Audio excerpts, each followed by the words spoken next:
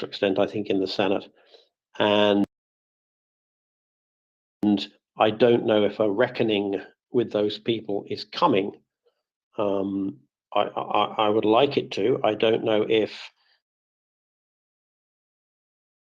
people are waiting to see. I mean, I understand that right now, or perhaps he's finished, but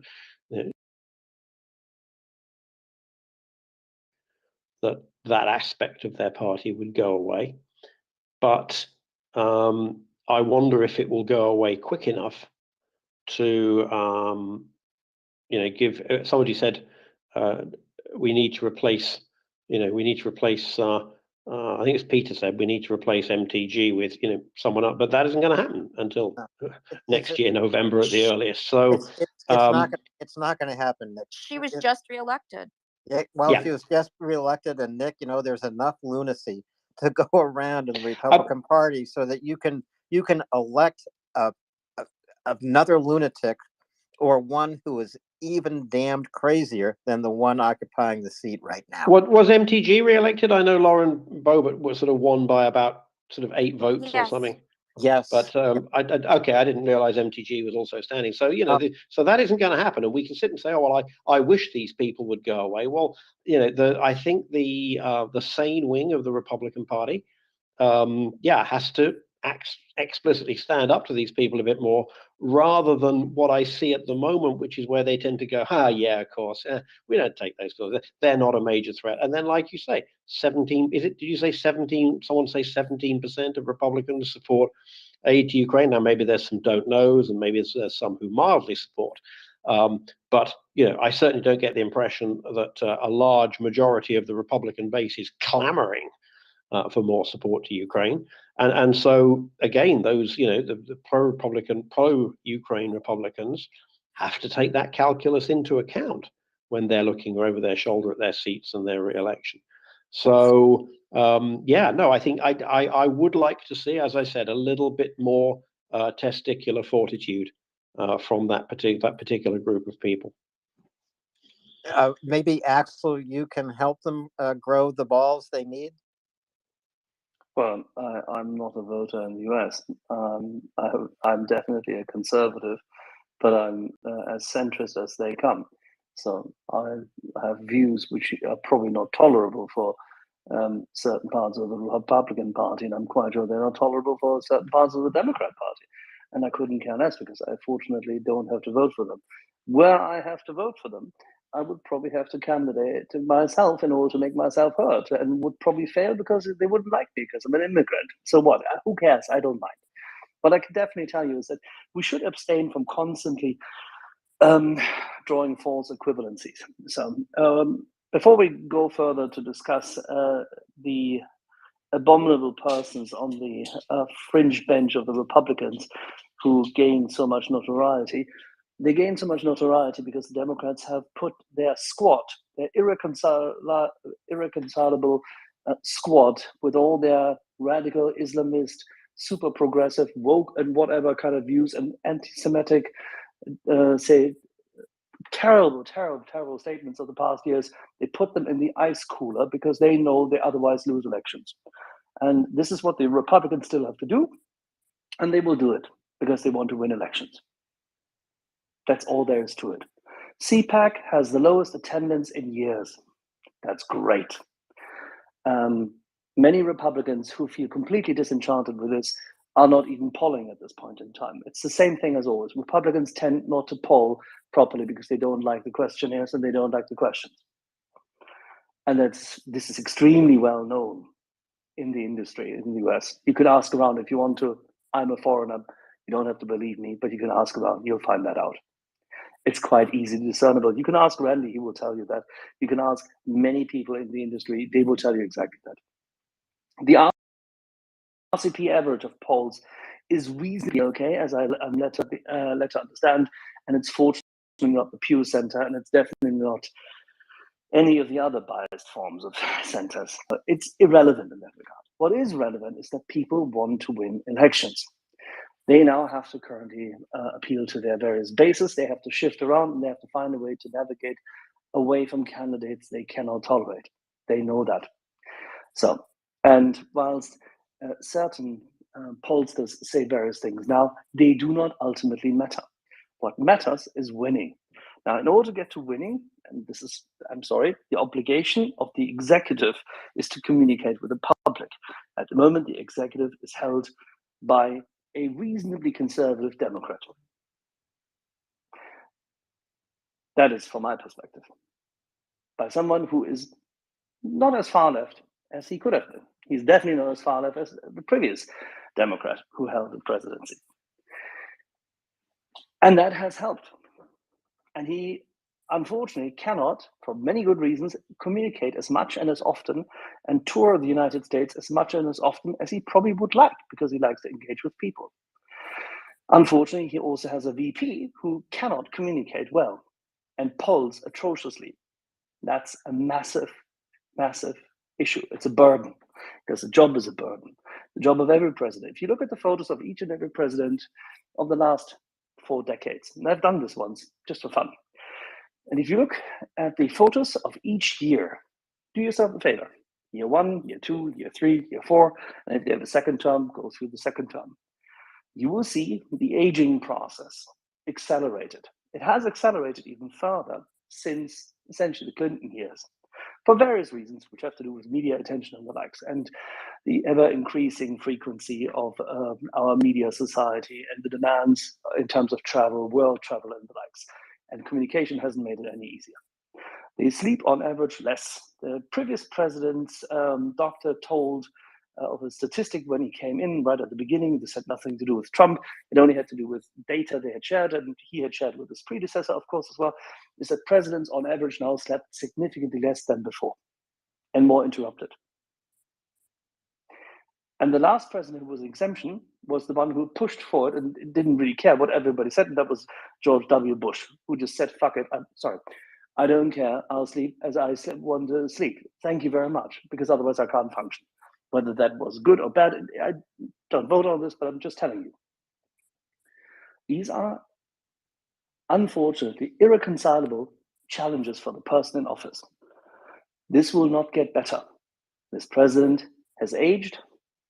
He is probably currently at the top of his power. He has a weak, and for a large part of the American audience, not majority-proof VP, with constant gaffes and no public profile whatsoever, especially now in this war. You need someone in the administration to communicate what is being done. You need someone who communicates this effectively, with charm, makes the complex things simple, convey the notion of hope, project winning. What Renly said is absolutely vital. You need to project this is the path to victory. And the victory is associated with a free Ukraine. The victory is associated with democracy, freedom, the values ingrained in the US Constitution. These values are protected by the president as part of the international, as a leader of the international coalition, and by means of achieving the victory quicker. If I can say this here, and summarize this here, and if you were to make this simple in language, and if you were to project it appropriately as a speechwriter, and if you were to work with a politician who is amenable, credible, can shake the hands, and is young enough to do so, and travel all across as a VP in the country, then the Democrats will win the next election. With this VP, they will fail to communicate. They will not be able to win that election, and you will have to gamble that you get a Democrat who is a Republican who is centrist, whilst the Congress will be split anyway. And they will block each other anyway. So from my perspective as a foreigner, I don't care who wins that election, because I know that they will block each other. And that's Axel. Anyway. Well, yeah. I mean, in terms of no president grows young in office, that is true. But rather than historical photos of FDR, who frankly died as a young man, take a look at photographs of President Zelensky. He has also aged as president of Ukraine. And of course, why wouldn't he? He has the burden of war on his shoulders. He has the burden of winning freedom on his shoulders. And I also do want to emphasize, as Dr. Nick pointed out, Ukrainians are not asking for American soldiers on the ground in Ukraine. This is their fight to win, and they are winning it with their soldiers, with their citizens. All they are asking for are the tools to finish the job. That's all they're asking for. So there But are why so not many. communicate it properly? Alan, why are we constantly discussing? Why are we making up excuses for something which we all can see? We all want from the various politicians to communicate better. People here on this space were applauding a failed Prime Minister of Britain who at the right time did the right thing and started communicating appropriately and acting appropriately in regard to Ukraine. All people all over the globe appreciated that. And the people of Ukraine are naming streets after him, and not because President Zelensky says so. No, because people in the cities say we want to rename that street after Boris Johnson. So if you therefore see that Zelensky communicates effectively and well, if you see that Boris Johnson was able to find it in himself to act appropriately, take that mantle up and communicate clearly in the English language, then for God Almighty, this administration needs to find a person who does that daily with the American Axel, people, and they I don't. I don't disagree with you. I have talked about the failure of political speech giving in the United States for 40 odd years, and the best Since Democrats. Ronald Reagan? Since before Ronald Reagan, actually, but certainly since Ronald Reagan, and he was talented for the same reason Zelensky is talented. He was trained as an actor. Every politician actually needs to be trained as a performer. They need speech lessons, they need elocution lessons, and they also need to understand that the best way to communicate is to be simple and direct and colloquial. Those are always the best politicians, the winning politicians, whether they're Republicans or Democrats here in the United States, and I think anywhere there is an active democracy. Absolutely. Was Donald J. Trump not a performer? Did he not have simple communication things such as "you're fired"? Yeah, but he chose contrarianism instead of. No, I'm joking. I'm joking. No, sorry, no, you're right and you're wrong at the same time. And you know why? Because you don't like him. Schrodinger's co-host. Because you don't like him, and that's fine. You don't have to like the guy. The thing is that as a communicator, he chose the contrarian path, which is one way to win a room, but it's not the way to win the hearts and minds of an electorate for a long time. You cannot lead that way, and he has shown that. You can only win an election. That's not enough. You have to. It's like winning a battle or a war. You have to then also win the peace. And what Alan just said is absolutely perfect because it showcases yet again that the center actually holds, because he and I completely agree. Like, by the way, David and I he and I are constantly chatting here because we agree on this as well. We may come from different angles, but we agree on this. The problem really is that we are not putting enough effort into this quite yet. I know it sounds strange given the fact that we're here 24/7 and since more than a year by now, but still, we're not putting enough effort into refining our communications and our message to help our community here to communicate even more effectively and more efficiently at the same time with outside parties, with people in office, with people who have an influence on the office, with those who are the large donor bases in the United States. We, like CPAC, once had been very successful to rejuvenate parts of the conservative movement of the American Party, or like others did it before for the Democrats, after the Democrats, had been beaten heavily by Newt Gingrich. All right? You need to find a way to rejuvenate, and you need to do this by means of reaching out to those who make decisions or as we have to talk to the elected officials, as we have to talk to the elected officials, because it's election season, and these donor bases will have an impact on this. Absolutely, sincerely believe that this is vital for our effort in order to support Ukraine. Well, yes, and Axel and I do agree, and we agree from different directions, but we do agree. The order of hands, oh my God, is a little ridiculous.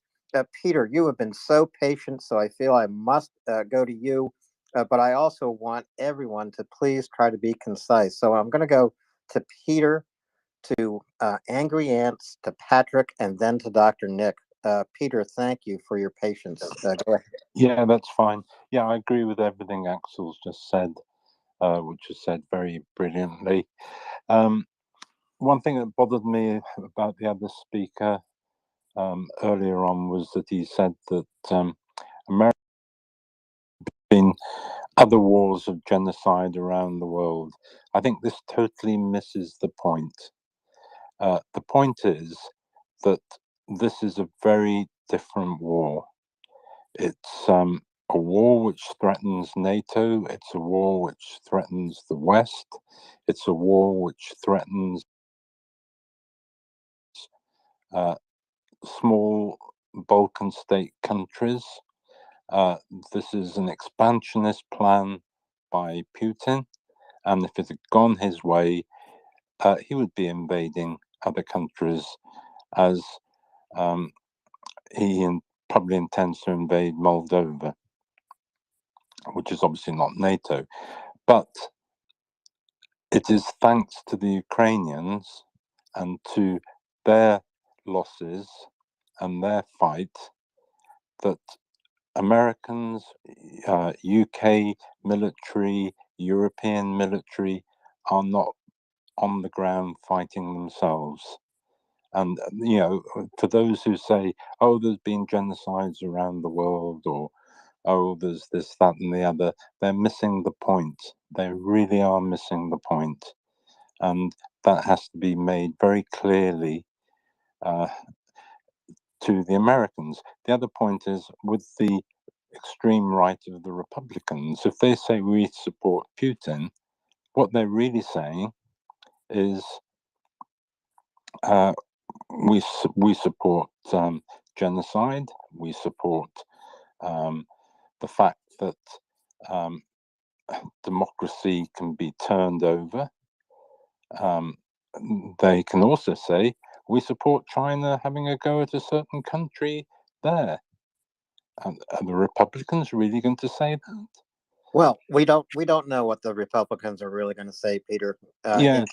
until they start saying it, and they will start, as I say.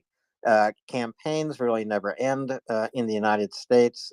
Elections are always being campaigned for every single day, and that becomes a problem because there is very little time for an elected member of Congress to do something called governing.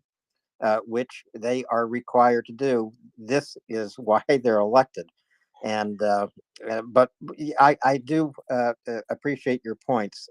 Communication is absolutely essential, and the Democrats, the pro-Ukrainian members of Congress, both Republicans and Democrats, have got to do a better job. They just have to, and someone should use a page from the old playbook.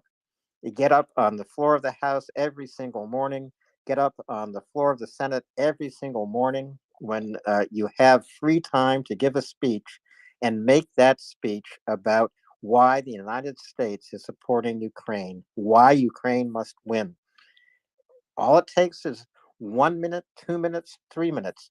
You can say a lot in 60 seconds. It goes into the congressional record, and eventually it gets picked up in the news.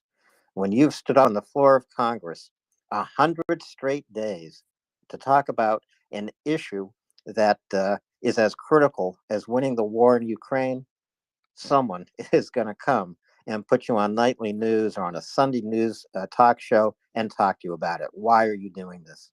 Do it for So 2 that has weeks, got and to happen C-SPAN here. will show you every morning.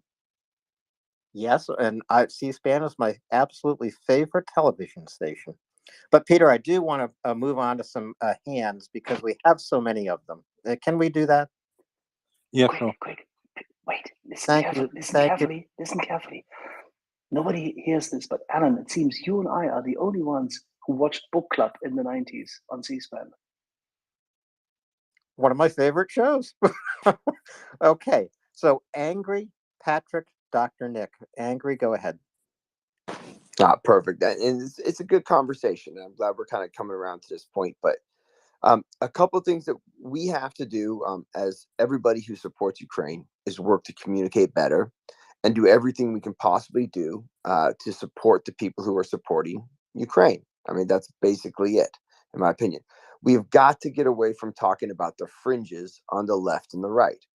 Those fringes do not mean anything. It's the electorate and it's the overall majority of members of Congress, right? So right now, I'm very disappointed that we saw a drop in support of the overall support overall in America by a very small amount.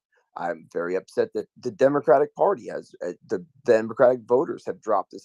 I'm also very pleased that we've seen an increase in support for Ukraine in the major role in Democratic Party in certain places. So what I'm saying is that 6 months ago, many people decided on our side to start to fight back, especially against certain extremists on our side that want to target this. And that's what we do. We have to be realistic when it comes to what's going on right now. We have to not fall into traps of people who want to try and get headlines and trying to target folks just because they think they can get a shot at the TV or a shot on a C-SPAN television camera, that they can create talking points to target certain administration folks. We've got to work better at communicating. The number one conservative communicator in the United States is pretty much an asset of Putin. Now, again, when we look at that person who dictates an entire media network on their targeting and their conversation around Ukraine, they don't just deal with the people who watch that TV show every night. That influences other radio shows. It influences other newspapers. It influences op-eds. It influences so much more. So what we need to do is make sure that we're doing that. I am a believer that every single person who's on this show who has an ability to reach out to their local news channel or their local newspaper to try and write an article to tell them what they're doing to support Ukraine and why it matters to them in their community is incredibly important. I will say I am very concerned about some polling that's going to come out in the next 2 weeks that is going to make very, very, very difficult jobs for people who want to get elected in the Republican Party in the next year. I'm very concerned. Dramatic shifts that are happening. So, but again, I'm pretty pissed off that there's only 17 members of Congress supporting F-16s. I'm very happy that was led by very centric Democrats, some people that I actually personally know very well. But the fact is, there's only 17. The fact is that, we don't have that major support that we need. And if we think that, writing memes, attacking administrations for simple stuff, we have to realize us in the know have to use our communication skills better when it comes to, engaging folks. And that's kind of really what I'm trying to get at. And I want to learn from everybody. I want to hear what people like Randy, who's somebody that kind of does the role that I do on the other side. How can we get together and get those numbers up? Because when you really dig into the crosstabs, right? Everybody, if you understand polling, you've got to look at crosstabs. The crosstabs are terrifying for long term, and I still believe there is an overall major support for Ukraine, but I do fear what happens, and unfortunately, I fear what I see coming. There was a very medium-based scientific poll done a few weeks ago, or a week ago, of almost they had 1,500 respondents, all veterans, military veterans, And unfortunately, the lines were exactly drawn as they are in any other line. And that's something that we really have to work on. And that's what I'm saying. We have to get away from just blaming the far left and the far right, and actually blaming the people who are not willing to stand up and pull their, kahunas out and stand up for Ukraine and tell their voters why it is. And that's on every single member of Congress's back. Angry, you're completely right. The member of Congress you're talking about who launched this letter asking the administration to send F-16s to Ukraine is a Marine veteran, Jared Golden. Yes, sir. Yeah, he's in his third term now, and I am so proud and pleased that he has found this particular issue as frankly the issue that he is going to carry forward. He just doesn't come from an easy congressional district to be elected from as a Democrat, and he's really found his voice around this issue, and he has found his voice in support of Ukraine. He really knows what he's talking about, and I think he's found something that he can carry forward in a very powerful way. So I just want to go to Patrick, to Dr. Nick, and then to NAFO. Patrick. Yes, thank you. I'm afraid the problem that we have with people like Marjorie Taylor Greene, Lauren Boebert, and Matt Gaetz is really their youthful ignorance. And they are pushing this narrative that the Republicans are pushing, that they see Joe Biden as a corrupt man, that his time as vice president in Ukraine and the kickbacks and everything that his son was getting. So they're going to use that as a political tool to get reelected. And that's all they're looking at. They're so short-sighted as to what's going on in the world. The only thing they're focused on is their constituency and them getting reelected. They're going to do everything on Tucker Carlson's going to attack the Democrats. And this is the problem, that our politicians just don't want to.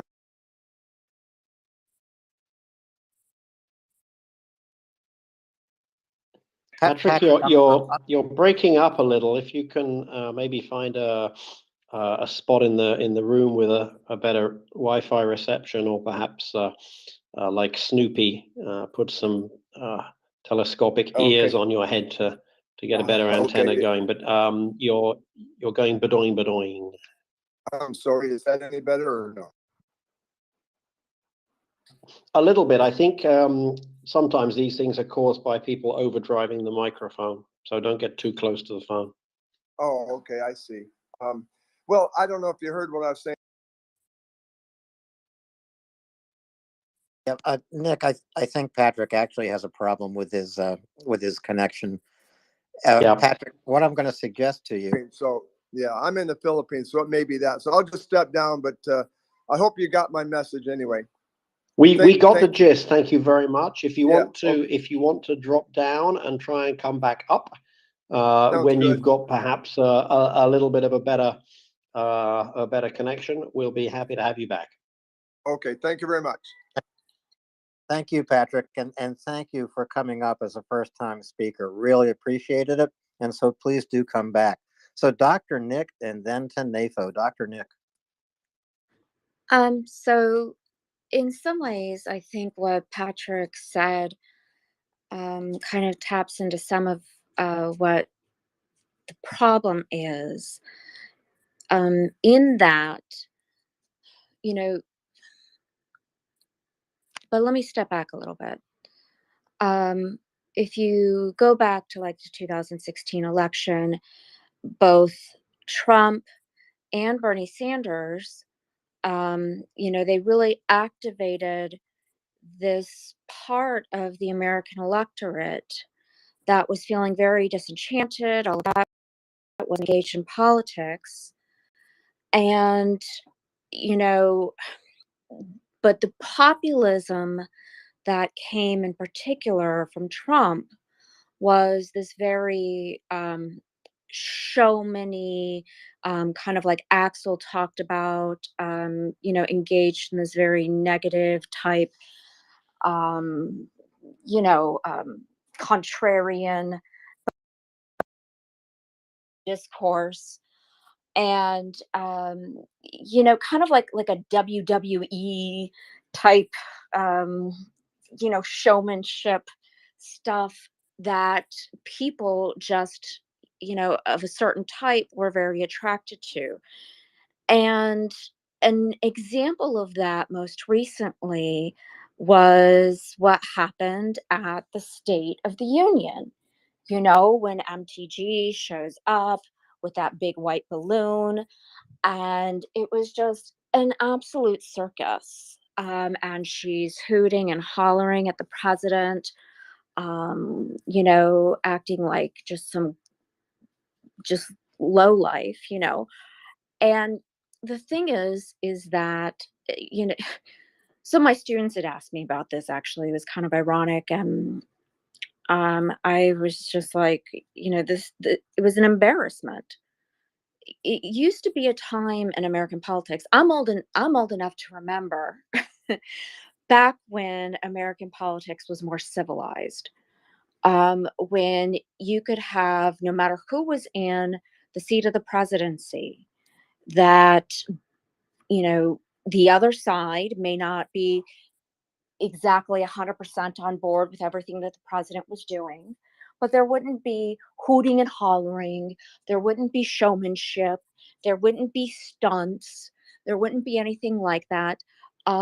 They might not clap. That would be the most, you know, outrageous thing you would see. Um, but that's pretty much it. There, people were respectful in that regard. What you see now is a lot of bread and circus.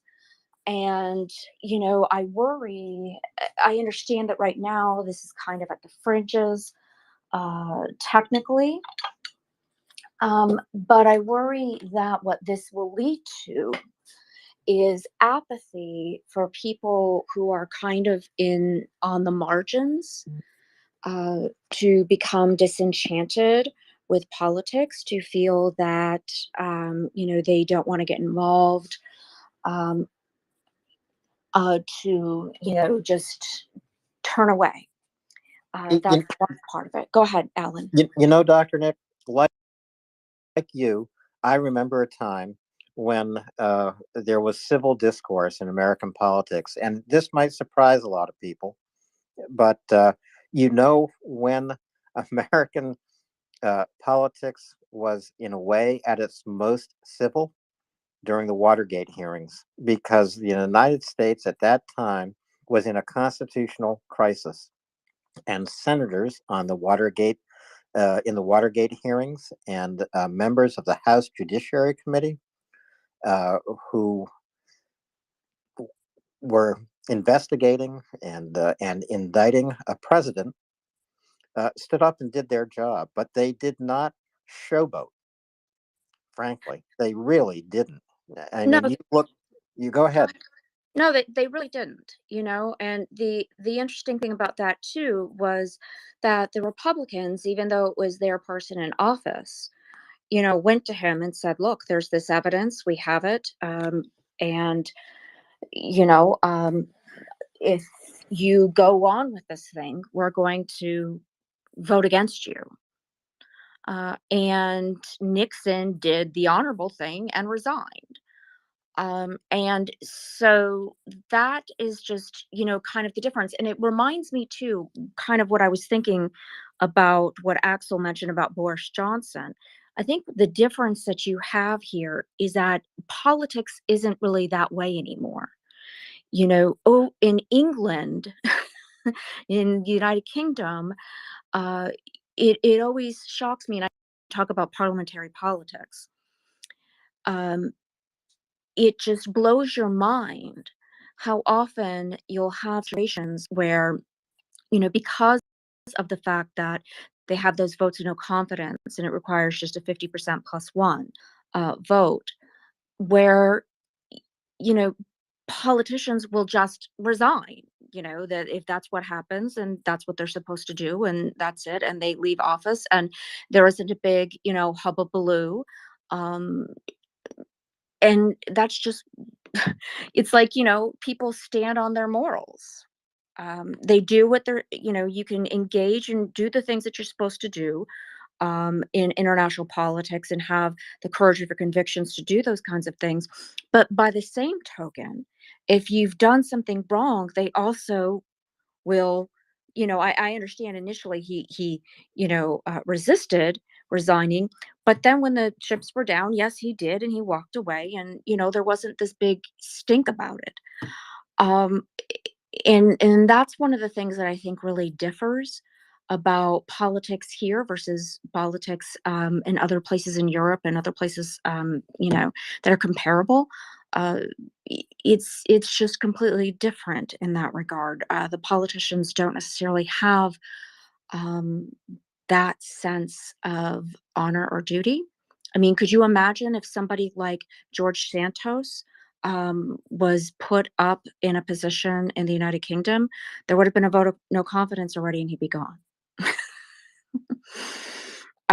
So, and he'd be forced out of office, right? And if he wasn't, it would be a huge stink, and people would be, out in front of his house and, I don't know, blowing horns at him and doing all kinds of stuff until he left, right? Because that's just what people expect. There's a different level of integrity that people expect from their politicians that you don't see in the United States. And I'm not sure when we're going to see it again, Dr. Nick. This makes me very sad. There are going to be no profiles of courage written in the United States Congress anytime soon. I know of no member of Congress who would step forward into the pages of Profiles in Courage, the book that John Kennedy published. Didn't write it. Someone wrote it for him or with him, but it was still a milestone for John Kennedy when it was published. It got a lot of attention, and in a way, he lived up to some of the words in that book. In a way, but we're a long, long way from 1960. We're a long, long way from 1963. Angry and then NAFO. Angry, go ahead, please. Yeah, and as I said, I just retweeted an awesome picture of Ukrainians mounting up on a Bradley fighting vehicle in a training area, dismounted soldiers running the back of a Bradley, training how to engage the enemy with vicious firepower and the use of these Bradleys. So I just got really excited to see that. But I think that there's one thing that we can truly do here, is we need to get away from the conversation of the extremists on both sides. The very few handfuls of folks on the left and the handful of folks that we consider them, the 30% of folks we consider the extremists on the right. We have got to get away from that, because until our members of Congress are willing to actually stand up and fight back, vocally, on both sides, we have to do everything we can to gain that. So again, if we can come together through this wonderful conversation about American politics, which is unfortunately a zero-sum game these days, but I will say there is an engagement that's happening. There is shifts that are happening. But we have to do a better job of that communication. We have to be realistic about it. A year ago today, if you had asked me that we were going to be having Bradleys roll into Ukraine this quick, and I know we did, I wish we had it the first week. Trust me, I wish we had it when my favorite president, Obama, completely screwed up when in his assessment of Ukraine, and it's something I hold very dearly about, something I get very upset about. But that being said, we need to get away from just trying to blame the extremists, because there's the reality of the electorate in America, and American politicians like to be elected. So until we start to fix these gaps, especially what we're going to see here in the next couple of weeks, we definitely need to do a better job as a group as individuals. And that's what I hope to do every single day, what I'm going to be trying to do. So anyway, with that, I will yield the floor, and I will stop talking about politics. And if anyone wants to talk about Bradley's killing a bunch of Russians, I'm down to do that. Thanks, Angry. Yeah, it's really important for us to move beyond American politics. It's so easy for American politics to take over this space and to push out what we are here for. We are here for Ukraine. We are here for Ukraine 24 hours a day, 7 days a week. And what we really want to talk about is Ukraine's fight for freedom. It is a fight for all of us. There's no question about that. But it's Ukraine we need to focus on. What news do we have from Ukraine? What Ukrainian voices do we have here in the space? How can we support Ukraine adequately, more than adequately, every single day as individuals? Because this is coming down to you and to me. And one way to do that is to go to MriyaAid.org, and make a contribution. So that burden, honestly, is on each and every to do. It's not a burden at all. It is just an easy thing to do, to go to MriyaAid.org and make a contribution. And so NAFO, and then Latin, and Nick, you have a new topic, but NAFO, go ahead, please. Hey, so I realize we need to get away from American politics, but briefly, I would point out that we need to focus a lot on the donors for changing the minds and hearts of the of Congress. There have been many studies that they'll plot public opinion versus if the bill passed or not, and it's a flat line. There's no correlation between public opinion and if a bill gets passed. But if you do that same graph versus donors versus if the bill got passed, that's very correlated. So I'm very comfortable talking with my senators and my representatives. I send them texts all the time, but how do we contact the people that are funding the big pockets, the Koch brothers? How do we change their opinion? You don't have to, because their influence on American politics is so much less pronounced than anyone could imagine. There's significantly bigger money involved in so many different ways, decentralized, you wouldn't believe. You just have to dissect it. And that's on both party side. They've just managed to be so stupid as to expose themselves. Well, there's only one Koch brother left, so their influence. Yeah, but they managed to expose themselves as brothers still. One is left. Yes. Well, in any event, how do we contact those people? You really can't, and you're not going to change their mind. They have an agenda. They're going to put their money behind the agenda, and they have many, many, many, many hundreds of millions of more dollars than you and I have. Yeah, and there are people on both sides of the aisle of the donor base who care a lot about actually the transcendent value of freedom, democracy, and not just apple pie, and who, as good Americans, actually believe that this all matters. So, and those are the ones who give to the super PACs. Those are the ones who tell super PACs what to do, quite literally. Those are the ones we need to talk to. That's why I'm saying we need to communicate more effectively. We have managed, as MriyaReport, as a community here, we have managed to build such a resilient,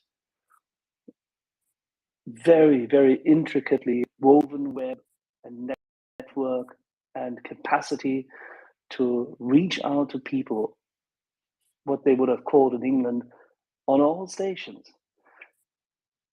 We've had the chief of staff of the Helsinki Commission here. We had that corn husker here. We have had don't forget, This is not a small feature. Someone who also now stands in an election in his own country to become a leading parliamentarian, the forces here, the former head of the Finnish military intelligence service we had here. We've had the former head of the 7th Army here. And that's the US Army in Europe.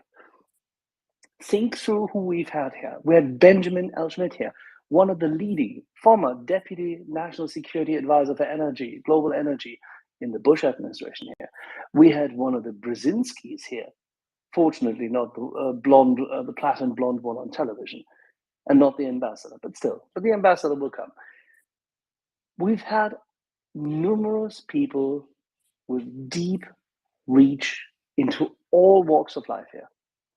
Activists, humanitarians, politicians, military, doctors, professors, the likes. If we cannot make this happen, there should only be 3 degrees of separation between us and who we need to reach to get that message out. 3 degrees of separation, not more. And that's our job. This is all we have to do here.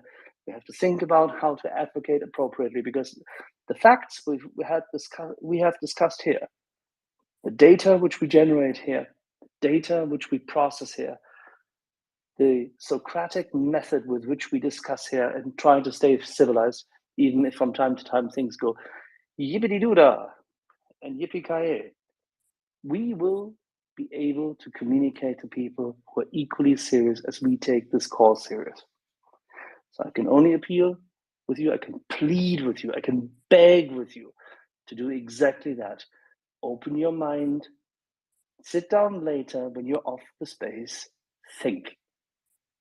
Think who you know, think how we can refine the message, think how we can do this better, and who we should talk to. Please. Thank you, Axel. We should talk to Angry Ants next, and then to Latin, and then back to Nick. Angry, go ahead, please.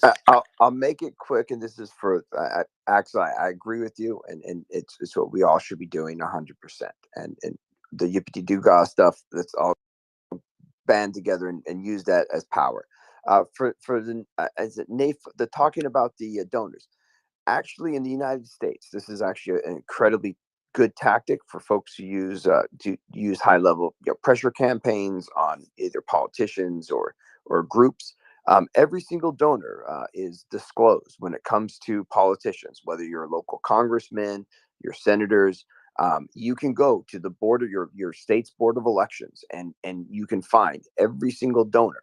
The big donors, you would be very surprised at how easy it is to actually engage with a group of 500 people. 500 people, if you all targeted one donor a day for a group that was opposing Ukraine aid, you can make a dramatic difference.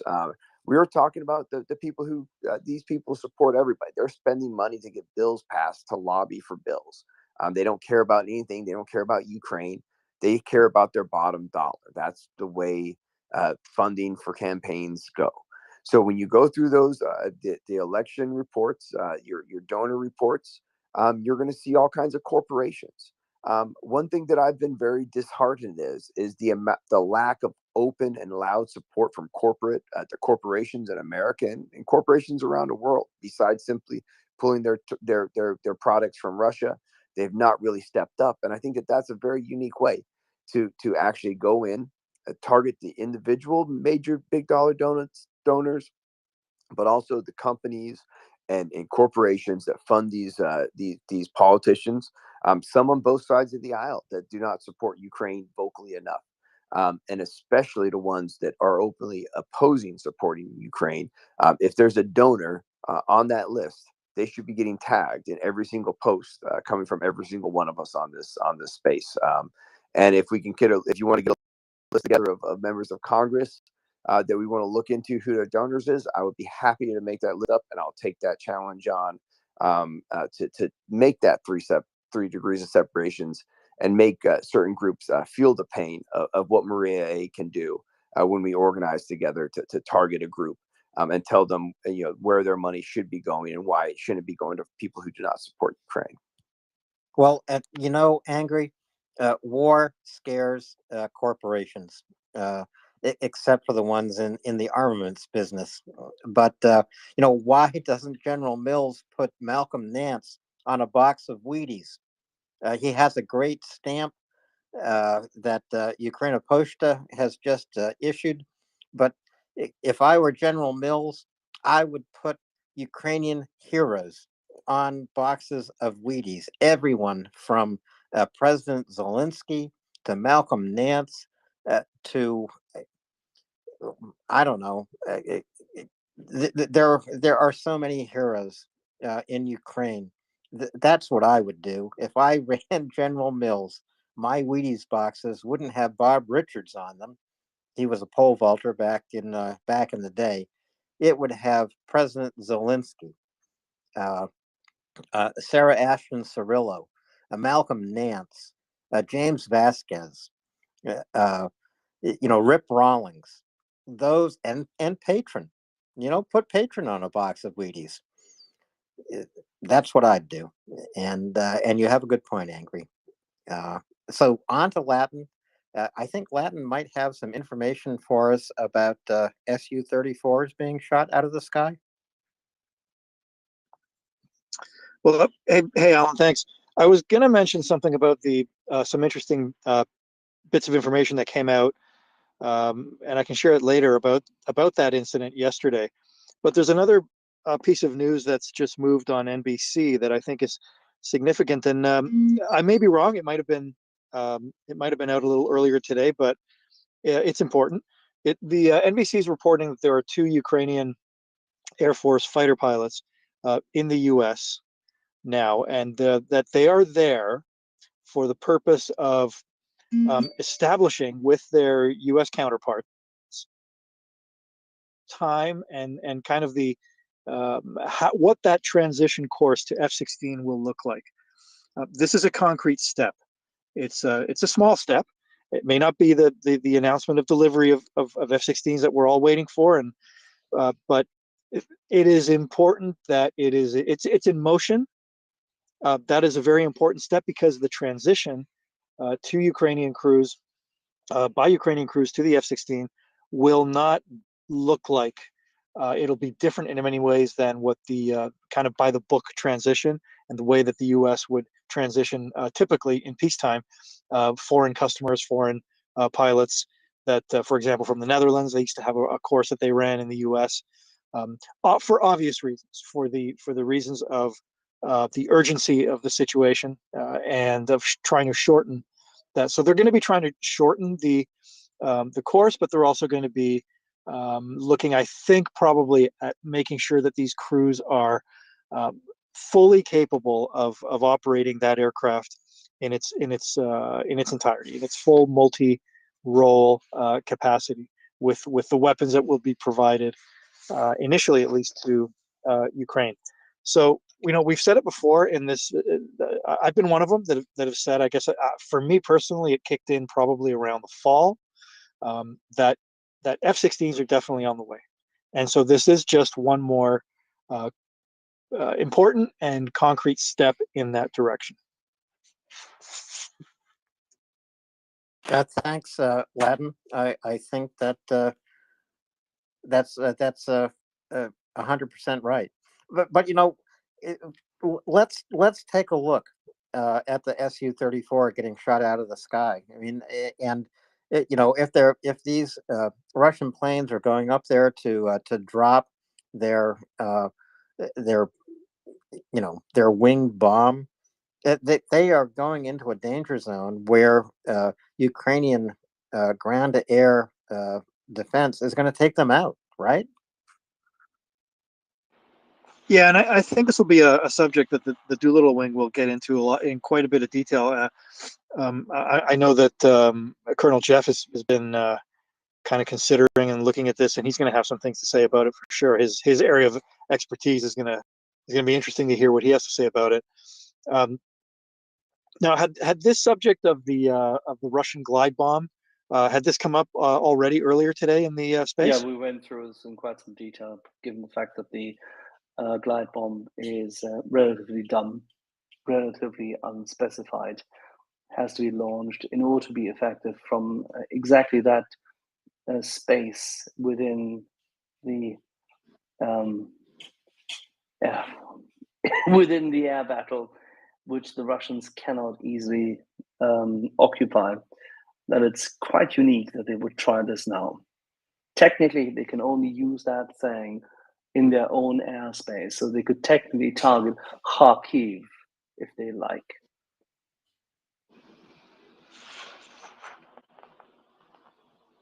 They'll get Okay, shut so down. They'll get shut down and shot down whenever they come into their respective height where they need to be with it. right. So okay, so it's been discussed. I'll leave it for the Doolittle wing to break it down a little more tomorrow. Yeah, absolutely, and we should go through this in good detail so that people understand what about it matters and what the attempt is. And what time is the Doolittle Air Wing tomorrow? We said, what's it, 12 Central, 1 Eastern, is it? What did we say? Latham, you went away. I can tell you this I'll in a take second. a look. No, it's 7. It's I think it's 7 Kiev. Wait on. We were about to shoot this out in an hour. So 7 p.m. Kiev time. Give me a second. I'll scroll back because I set up the time with the boys earlier, and we had just agreed something. Well, we'll find it, Axel, and we'll let folks know, because there's nothing better than the Doolittle Give me a Air second, Wing. and I'll tell you. Oh, I will, but I've got it. Yeah, Well, it's 7. It's 7 got Kiev. 7 Kiev. That's 11 Eastern. Oh, the way it is in my calendar is noon Eastern, but okay. 11 noon. But it's not. I set up the stuff. Okay. So 7 Kiev, 11 Eastern. There's only 7 hours between Kiev time and Eastern time, so one of those numbers is not correct. Well, that's good to know. Then it's 7 Eastern. I don't know why this then came up, because it came out of the system. It's 7 Eastern, Eastern European time, and it's Kiev time. this is what I love about Nick. He is a walking time zone clock. He can tell you what time it is in New Zealand, Australia, India, even Estonia, anywhere in Europe, anywhere in North America. But I've always been confused by the international dateline. I don't know what day it is out there in the middle of the Pacific. Yeah, it's due to a typo in an email beforehand. Yes, and in my system here, already in the card it says 7 Eastern European time, which is 12 Eastern. There you go. Dryfly, go ahead. Yeah, I was going to say that's exciting news if they got people in here starting to scout out the training. That's, as we know, we've talked about that here a lot. That's the lead time problem. I mean, that's the critical path, getting pilots up to speed and getting them in cockpits. I mean, we could send the planes tomorrow, but if you can't train them and get them in the cockpits, that's going to one that's going to take the time. That needs to happen now. And in fact, if we were to do anything to pressure the White House and the pressure of Congress, is to put heat on them to make damn sure that the pilots are ready for the F-16s the minute they pull the trigger. It's like the Atacams. I mean, from what I understand with the Atacams, they run on the same module as the HIMARS. It's just a slight programming change. It takes like about a day to change over. The lead time there is a day, so they could send them tomorrow and they'd be using them by Monday.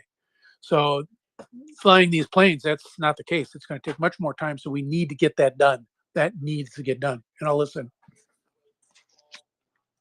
Thanks for your urgency, Dryfly. You are right. Nick, please go ahead. So today, it's still today in the US, 4th of March, is the anniversary of the arrival of Russian troops at the Zaporizhia nuclear power plant. And there's a little resume article about this on this French website I'm reading, with an interview with the mayor of the town of Energodar. I imagine it's probably a name from the Soviet era, judging by the Nekhoda. But I presume that it's kind of, as in energy. I don't know. The mayor tells us population of the town was around 15,000. I'm sorry. There are at least 1,000 Russian troops on site because they know that they are not going to get HIMARS there. By the way, it means Khodar means the provider. So it's okay. I know you could say the gift, if you like. It's the gift of energy. Not to be confused with Khoder. So,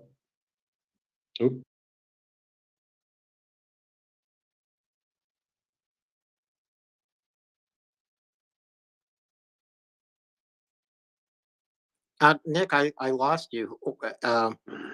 Nick?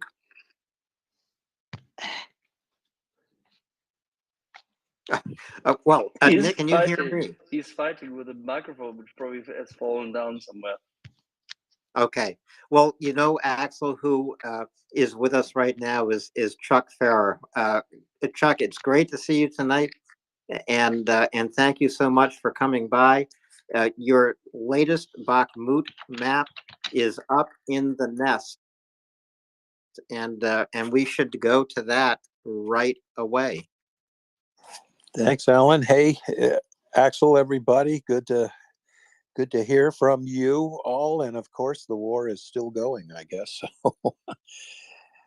We've got we have some stuff to report from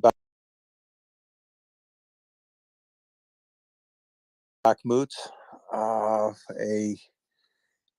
A busy, I would say, at a pincher move to cut off Bakhmut. Ongoing goal. Today they attacked principally across the M03, which is the northern part of the pincher. And again, the situation in Bakhmut, it resembles a big red mitten reaching for an ever smaller apple, which is the urban area of Bakhmut. There were a number of Russian attacks south of the M03. They were rebuffed at every place they tried. Interestingly, though, among the places the Russians attacked were Herovika. That is a place that's actually 1 or 2 kilometers beyond the flooded zone that extends from Berehevika northwesterly. The attack was repulsed there. Ukraine also managed to put up 16 aviation strike missions today, 2 of which hit Russian air defense complexes. Both of those are plotted in the Bakhmut area. South of Bakhmut, the Russians tried again to get across the H-32. Ukraine reported that the Russians had actually attacked Chasiv Yar. So apparently this Russian sally crossed the H-32 highway. It was rebuffed as well. The Russians also tried to the east of Chasiv Yar at Ivanansky. They were pushed back there as well. But between the attack on Chasiv Yar and Ivanansky, the Ukrainians have pushed south, driving the Russians to a place called Kilshevika. So the thumb reaching up for Bakhmut has been sort of cut in half, not totally in half, but there is a discontinuity in that section of the Russian pincer move. Russians also attacked southwest out of that pincher move to Oleksandro Shultny, which is a little speck of a town. I don't even know if it's a town. A couple of side streets off the C0503 303, little county road. But a tough day for Ukraine, but an even tougher afternoon for the Russians. Chuck, there is literally nothing left of Bakhmut. The city has been reduced to a pile of rubble, and yet the Russians still attempt to encircle it and to capture it.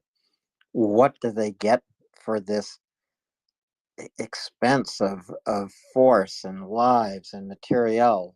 What do they get in Bakhmut? Well, they get to open a gravel museum. There just isn't much left, and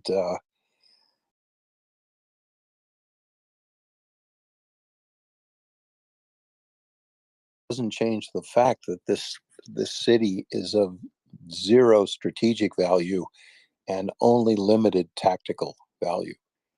Because again, the prizes in this crossroads city, three crossroads, the TO513 going north and south, M03 coming in from the northwest, departing to the southeast, and the H32 going east and west.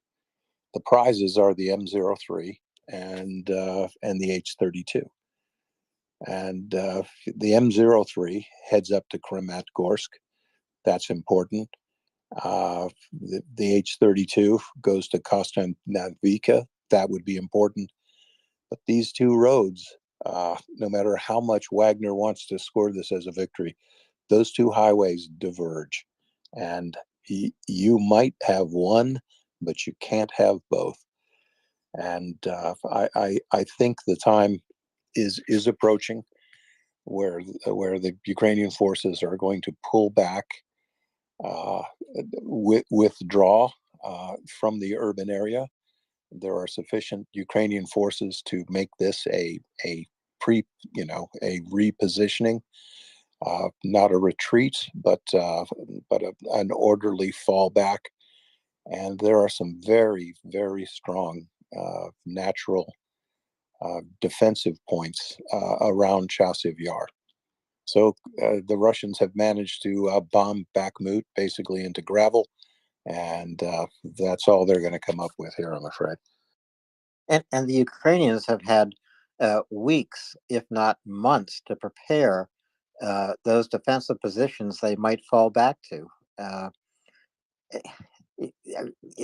Are we seeing the Ukrainians just draw the Russians deeper and deeper and deeper into a trap and a kill zone? Well, if I were a Russian, I'd be pretty weary about driving my vehicle anywhere where the Ukrainians have been. I would certainly say that every road that is that radiates out from Bakhmut is thoroughly mined. These things have been surveyed for months, so there are existing fire solutions for every road junction, every bend, every culvert. So again, the Russians may take the urban area of Bakhmut, and that's not imminent. But everywhere they will try to move westward from Bakhmut, they're just going to have to pay for. So, and again, John Spencer and I, we were talking about this the other night. Alan, you and I have talked about it, for weeks. This game for the Russians is, what are they going to gain? I don't know. There will be an interesting dynamic though when the city is I might even say inevitably taken by the Russians, as we saw in Severodonetsk. Their forces are not in a position after an exertion like this to move on, to capitalize on what all this bloodshed was about, to make taking Bakhmut mean something. And I have a hunch that the Ukrainians are going to look and understand just exactly how tired, how exhausted, how expended the Russian forces are. the culmination of this battle as far as the Russians are concerned. And culminating means exhausting your resources. And so we'll see. I mean, it's going to be interesting. It's going to be more interesting to me what happens after Bakhmut is withdrawn from than what's going on now. Can I You give know, you a Chuck, counter narrative? Sorry, Alan, that I interject, but can I give you a counter narrative here? Because it's getting late. It's 3 o'clock in Of the course. morning here. The boys in Bakhmut are obviously all absolutely exhausted themselves, and none of what we do here matters by comparison, but still. There's a media blackout. They held the main road today. They may have already decided to withdraw. Yehuda will now probably tell us what he thinks about it. We all know that Bakhmut itself doesn't matter. But at the same time, we've been informed today yet again that there's streams, rivers of heavy duty equipment and troops coming eastward into the region. Doesn't that smell of counterattack? Oh, Yehuda, it absolutely does, Axel. It's you've got this Russian force that is absolutely fixated on the urban area of Bakhmut with no other considerations, and per force that sets them up to be hit either somewhere else, or I might even suggest on one of their exposed flanks right here, to the north or to the south of Bakhmut. And I don't usually report on Ukrainian troop movements, but commented on another tactical map, within 36 hours ago, saying there were sufficient Ukrainian reinforcements had arrived in the Bakhmut area, and they were sufficient to deter major Russian combined arms operations to cut off Bakhmut. And Russian commanders have to wonder, as we all do, where are those Ukrainian reinforcements? What constitutes their ranks, and where might that blow fall? And it could be anywhere. Well, I'll chime in here. So, in order to, good evening, everyone. By the way, in order to trip the Russians, to the biggest degree possible, I think we have to remember that you have to give a little to take a little, or a lot. There needs to be. I mean, Ukrainians are pretty good at assessing what the Russians are going to do. The Russians generally, right now, they're drunk on we all know this, on terrain, on gaining territory. They're very, very eager. They're very, very excited to get some kind of victory. So therein, lies, I think, their weakness. If as I said, I've never been married to Bakhmut, and I'm not going to call Axel out for the multiple Bakhmut holds comments. It's not Game of Thrones. I love you, but it's it doesn't matter. Bakhmut holds. Ukraine wins at the end. In order to do that, you're going to have to give up certain things. So if the Russians are so hell bent on doing something, let them put 10,000, let them put 20,000 troops in there. Ukrainians have not been conducting counteroffensives for 4 months. You've not seen these massive, maneuver warfare movements, actions. You've seen the Ukrainians attrit the Russians wherever the Russians are willing to be attrited. So, in my mind, I've said it all along. I've said it 100 times. If I was a Ukrainian commander, I would make the Russians pay in blood and treasure for every centimeter in Bakhmut, and I personally would withdraw. And I'd let as many Russians to just go bananas. They'll go bananas. They've been doing this for 6 months. They'll want the cameras. They'll want 10, 20, 30. They'll funnel in 50,000 troops, and the Ukrainians will just encircle them, or they'll flank them, and they'll destroy them by fire. They'll do a whole bunch of things. They'll set up, I'm sure air defense is being all set up, so there's some form of close air support, and just pummel the Russians. It's a small area. It's a very small area. For the amount of troops the Russians want to put in there, you're going to see something pretty spectacular. And I think we need to stop worrying about these symbolic pieces of ground. In fact, Ukrainians haven't worried about, the symbolism in ground, but magically, this is me. Hope no Russians are listening. But the fact that Zelensky and certain key figures within the Ukrainian government have mentioned about the importance of Bakhmut as symbolism, I think it's a feint. I think it'll be a withdrawal for another purpose, and it's not because they can't hold Bakhmut.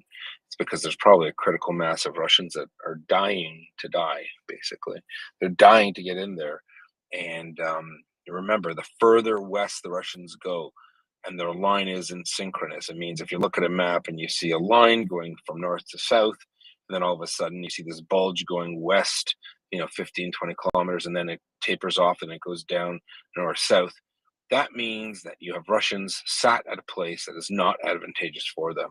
If they were to move their entire line from east to west, 15, 20 kilometers from the Oskil Reservoir all the way down to in the vicinity of Melitopol, or in that general area, then I would be, wow, that's a worrisome proposition. But you're seeing a bulge being created, and it is the worst thing in the world for the Russians. There's no there is no chance that they're going to have this massive victory on all these fronts, or they're going to be able to push the Ukrainians back. So I think the simplest thing is to give. You got to give in that area. Let them give, and then the counter moves, a counterattack. The counter moves that Ukrainians will do, I think, will be very decisive. I think cutting off Russian forces to the southeast or the northeast of Bakhmut after they're in there is going to put a lot of pressure. In fact, I think it'll collapse the Russian position in Bakhmut. And in order to get the Russians to commit the critical mass of forces in order to conduct these counter moves, you need to move back. Let them get in. Let them move what they have in terms of their defense in depth in Bakhmut. This is about a 20-kilometer gap between where the Russians are in Bakhmut to Lysychansk, and then they have another supply route. Forget the name of the road to the southeast, and have one to the northeast. So one going up to the northeast towards Lysychansk, and then another route which is far smaller, more canalized, going to the southeast.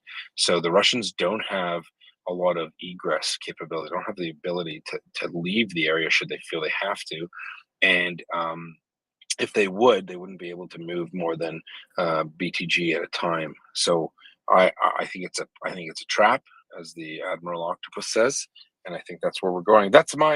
Those are my 2 cents, Chuck. I'm not sure how you feel about it, but over to you or Alan. Yeah, Chuck, isn't this what we've been discussing? Yehuda just condensed it and compacted it and summarized it. he has put the cherry on top, and this is nothing new. We've been talking about this for a while.